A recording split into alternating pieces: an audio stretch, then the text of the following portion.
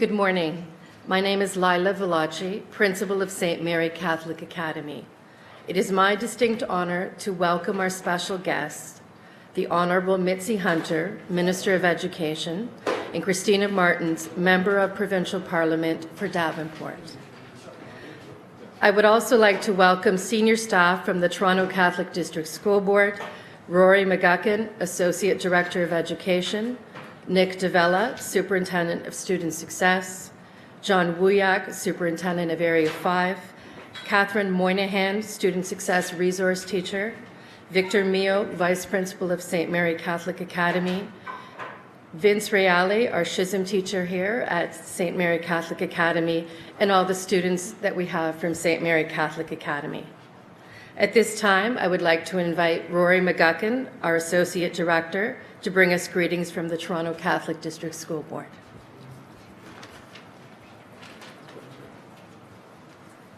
Thank you, Lila, and I just want to say a big warm thank you to the St. Mary Catholic Academy community for welcoming us today and welcoming this intrusion into their busy learning. It's great to go to schools to see students who are very active participants in their own learning.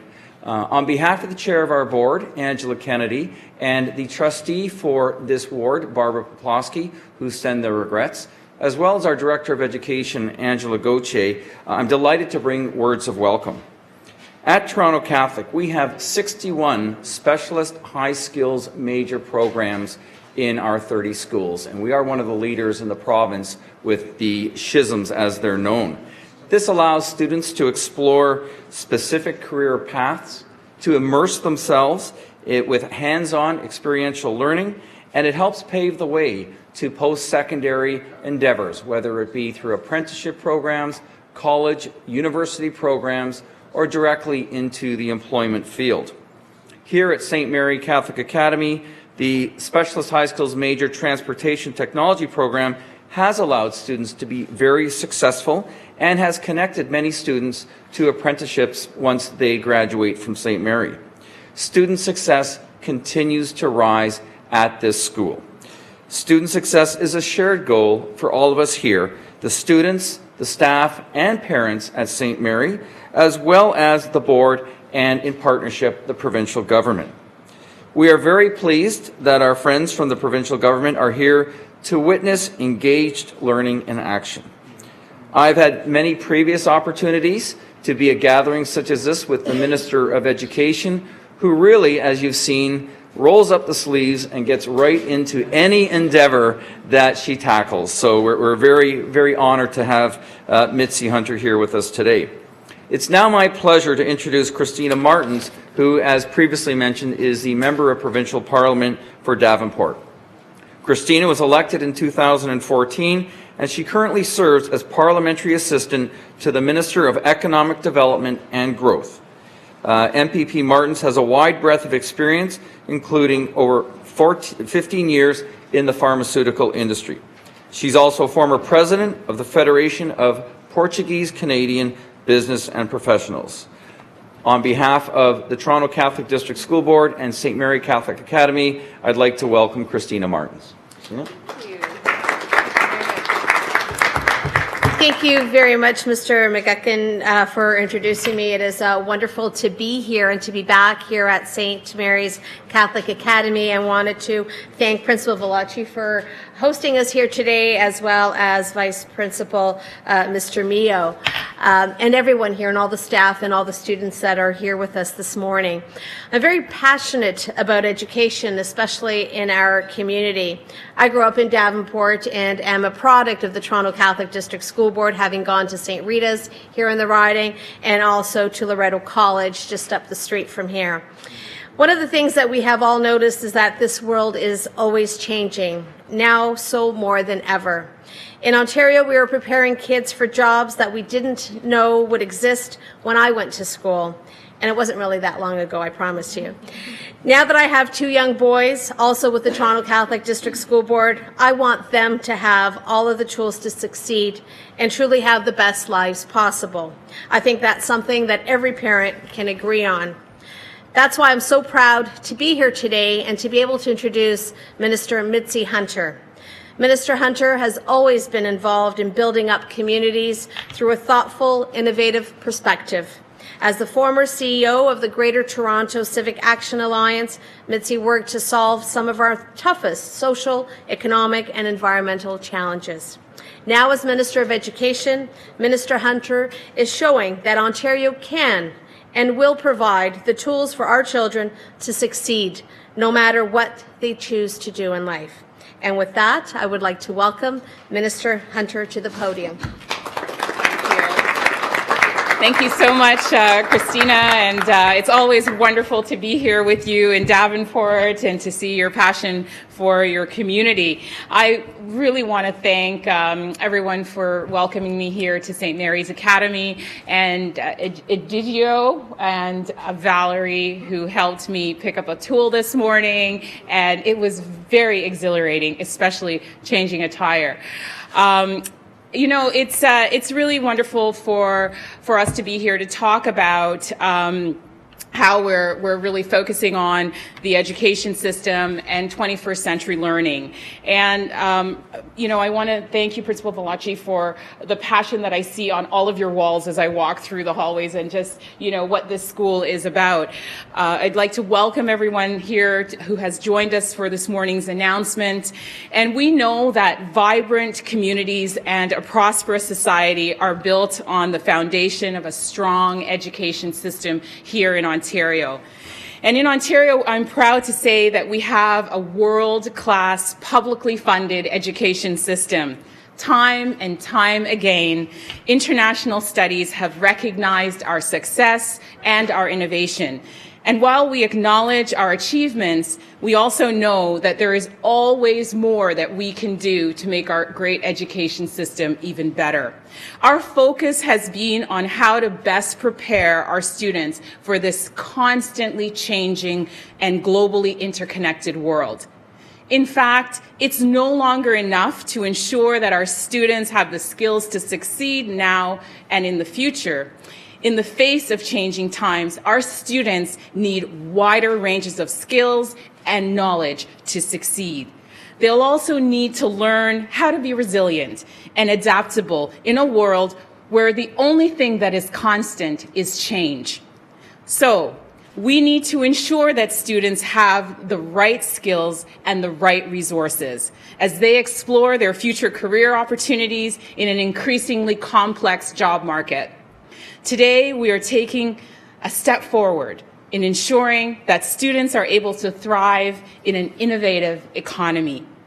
I am very proud to announce the launch of a series of career studies pilot projects. As part of this new initiative, we're working with our great educators and partnering with them as researchers to explore new ways of learning and teaching within the current half-credit career studies course. The pilots will include learning opportunities related to career and life planning, entrepreneurship, digital literacy, and financial literacy. And if I can add, strengthening financial literacy among students remains a priority for the Ontario government. In fact, last year, I announced that instruction on financial literacy would be a mandatory part of the career studies course. And I'm so pleased that Prakash from the Toronto Youth Cabinet has joined us here today for this announcement. I am so amazed when our young people want to improve our education system and that you have that passion. Prakash and his team at the Toronto Youth Cabinet have been strong advocates to include financial literacy in the grade 10 careers course. And it's been a real pleasure, Prakash, to work with you and other young people as we move forward with revising the mandatory career studies course. So thank you. As part of the pilot projects, the focus of the educators' investigation will be on a new approach to the careers course that allows for the acquisition of skills and knowledge required by the new global economy, such as critical thinking, communications, collaboration, creativity, and entrepreneurship. These pilots are a great opportunity for our government to work closely with educators as researchers and as innovators. The feedback from these pilots will be instrumental in forming what the new careers course could be. This is consistent with a key recommendation that we heard from the Premier's highly skilled workforce expert panel, which encouraged us to ensure that our curriculum exposes students to a variety of learning pathways and opportunities. Each of the 29 educators was selected through an application process to participate in their own respective pilot project, which will run until June of 2017. The pilot locations represent the geographic diversity of the province, including participation from all 4 publicly funded school systems. I'm very proud to say that this is one of a number of initiatives that our government is undertaking to enable our students to succeed. So today we are at St. Mary's Catholic Academy, a school which provides a wonderful specialist high skills major program in transportation. And then, Vince, I want to thank you for the passion and the confidence that I see here in all of your students with the skills that they are learning in your classroom. So thank you so much. The Specialist High Skills Major Program is an award-winning initiative. So, as part of the highly skilled expert panel report, we're also looking at expanding Ontario's Specialist High Skills Major Program over the next 4 years to expose more high school students to the skills and the competencies needed in the workforce. There will be a focus on expansion in sectors aligned with the recommendations set out in the Highly Skilled Workforce Report, such as information and communications technology. We will also expand experiential learning by ensuring that every student has at least one meaningful experiential learning opportunity by the end of high school. In the K-12 school system, experiential learning allows students to acquire competencies that encourages them to develop as individuals and members of the society. In fact, I'm proud to say that much of what we do as a government is to empower students to reach their full potential. We do so in partnership with parents, with educators, and with communities to develop graduates who are personally successful, economically productive, and actively engaged citizens. I want to thank everyone for joining me here, for joining all of us here today. Thank you, students. You've done an extraordinary job. And with that, I'm happy to take your questions. So, Minister, just so we understand how this works, is there a curriculum set out for financial literacy, or are each of these instructors running their own program, their own curriculum? Are they coming up with it as they go along? So what's exciting about our announcement today is that we are working through these 29 pilots with educators who have gone through an application process to bring their expertise to this as we revise the careers course. So we're actually taking this period of time to gather the data from students, from the educators, so that it informs how we evolve the careers course moving forward. I've committed to ensuring that financial literacy will be a part of the revised careers course. Well, that was a great exercise in obfuscation, but how are they going to figure out what they're going to teach? Do you have experts in that are going to come up with the curriculum, or are you guys just going to sort of pile it all together? So as the curriculum material is developed, we actually have an online virtual learning portal that teachers are able to tap into and to have access to that material. The curriculum development process will take some time, but the importance of these 29 pilots is to inform the new career studies course. It was almost a year ago you announced that the financial literacy was going to start. A year later, we're just having 9 courses in all of Ontario. At this pace, when do you expect it to across Ontario? So when we look at financial literacy, of course, that is a very important skill that students need to have. And we've heard that directly from students. In fact, in 2011, Ontario revised its curriculum from grades 4 to 12 to include aspects of financial literacy right across those grade levels. What I announced last year in November was that we would make financial literacy a mandatory part of the grade 10 career studies course, which is exactly what we're doing. As we move forward with these pilots, financial literacy will be a core aspect of that, as well as digital literacy, innovation, and a careers pathways component for students to explore many different pathways of their careers in life based on their own inquiry and experience. But I understand that. I was there in November, but we're a year later, we have 9 courses now. How long is it going to be before we're right across the province? So we're actually looking forward to gathering the data that we will collect from these 29 pilots. It's very important that we do that as we shape to revise the new curriculum, which will include financial literacy. We're starting off with these 29 pilots. It's spread out right across the regions in Ontario, and we're looking towards getting the new revised careers course in place for 2018. In the short term, what is something tangible that students will get over the next few months, besides, information for the province? What will students actually get? Yeah, we're very excited about this. The educators that are participating as researchers in these pilot projects are also very excited about the learning, because one of the techniques that will be deployed is inquiry-based learning, which actually uses the students' own experiences and the things that they're curious about to explore deeper in their learning. And very practical examples, for instance, of how to approach a choice that they might make in terms of post-secondary education, for instance.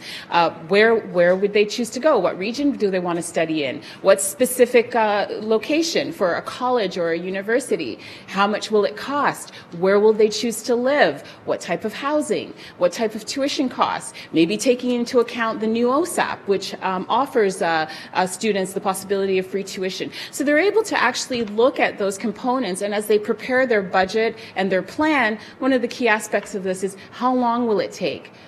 Will the student have to work or get a job? So these types of questions are very practical questions that students will be able to explore in the new course, and to be able to find answers to that as they ask those questions. Minister, the religious accommodation in the Peel region has not been met very openly and warmly. There's been outbursts, there's been violent confrontations at some of the Peel School Board meetings.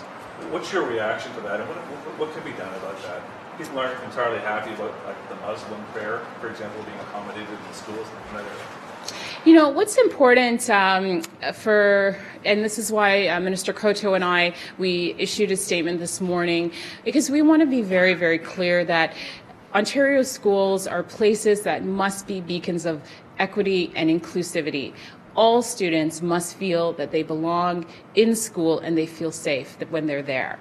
And when we look at issues of discrimination, Islamophobia, those are not tolerated at all in schools in our society. It's one of the reasons why we established the Anti-Racism Directorate, so that we can look at those types of situations. The religious accommodation is part of the Ontario Human Rights Code. It's part of the Canadian Charter of Rights and Freedoms, and it's also part of the Education Act. So we have to ensure that our school boards are complying with that, and ensuring that as we talk about these issues across our community, that we're very, very clear that we must respect the Ontario Human Rights Code. Providing religious accommodation is part of that. The Peel District School Board has been providing accommodations for quite some time now, and we wanted to really reinforce our support for that. A few years ago, a politician ran on faith-based funding as part of their political platform. Is it time to revisit that? Well, you know, I've confirmed that our systems of education that we have here in Ontario, we have 4 systems of education. We're very strongly committed to that. We have a very strong public education system in Ontario. It's an extremely successful system when you look at 85.5% graduation rate, and ensuring that we continuously invest in the system so that students are able to achieve their success. 95% of students in Ontario attend our publicly funded education system, and we're going to continue to support and grow our investments there.